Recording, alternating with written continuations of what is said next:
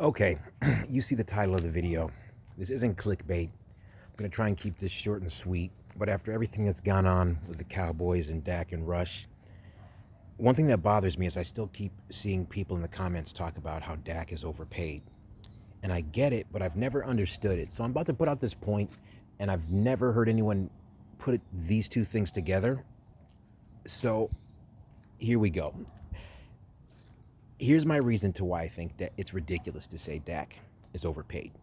And before I get into this, I'm going to put up a little hypothetical scenario to kind of drive home my point. And all you guys who might be watching this who have corporate jobs, I definitely want you to pay attention because I have friends in the corporate world, and I know how you guys roll, so don't even try and deny it. Okay, let's say there's 4 guys. You're one of them. You all get some job. You all have the same position. And right off the jump, they say, okay, we think these guys are better than you. They went to better schools than you, blah, blah, blah, blah, blah. So we're going to give them contracts, big money contracts. And we'll talk in 3 years and we'll negotiate your contract then. Now imagine over the next 3 years, you outperform these other guys. And then it comes to that end of the 3-year period, and then you get to negotiate a contract for all these guys that you know you're better than, and you have numbers that you can point to that you're better than they are. You're really telling me you're going to sit down at the table and take less money than these guys you've been outperforming? Really? So, to drive it home, the real people you should be mad at for why Dak is overpaid are the Philadelphia Eagles, the Los Angeles Rams, and the Vikings. And we are talking about Carson Wentz, Jared Goff, and Kirk Cousins. Everyone from Skip Bayless to Max Kellerman to all the big names said that Carson Wentz is better. They said Jared Goff is better. Kirk Cousins is better. Everyone said Dak can't throw. He doesn't have accuracy. These guys are better than he is. So what happened?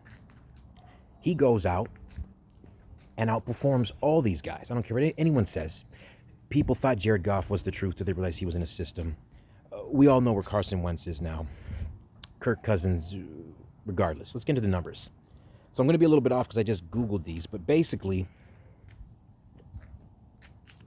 Carson Wentz signs like $128.2 million contract. Okay, so Carson Wentz is getting 28 mil. Okay, Jared Goff gets like $134 million contract, 33 million. And then somewhere between the Reds, now Commanders, and Vikings, Kirk Cousins is getting anywhere between like 24, 20, and then with the Vikings now like 30 something. Okay, now I don't care who you are. If you don't know that Dak is better than Carson Wentz, Jared Goff, and Kirk Cousins, you're insane. He would be insane to sit down at the table and take anything less than what those quarterbacks are getting paid. Anyone who thinks differently is ridiculous. So I understand you can look at the number 40 million, 160, and it sounds gaudy. Yes, it's ridiculous numbers. We're in this age of, I don't know, hyperinflation. Everything's crazy now.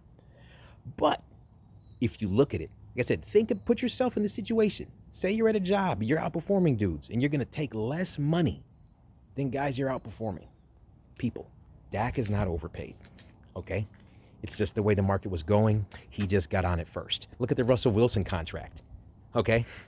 Anyway, and by the way, all you Cowboys fans that were on the Cooper Rush thing, shaking my head like, you guys made me understand why Stephen A. Smith hates the Cowboys fan base. The way you Cooper Rush bandwagon fans acted, I was disgusted. Anyway, let's go Dak. He's not overpaid. It's just the way the market went.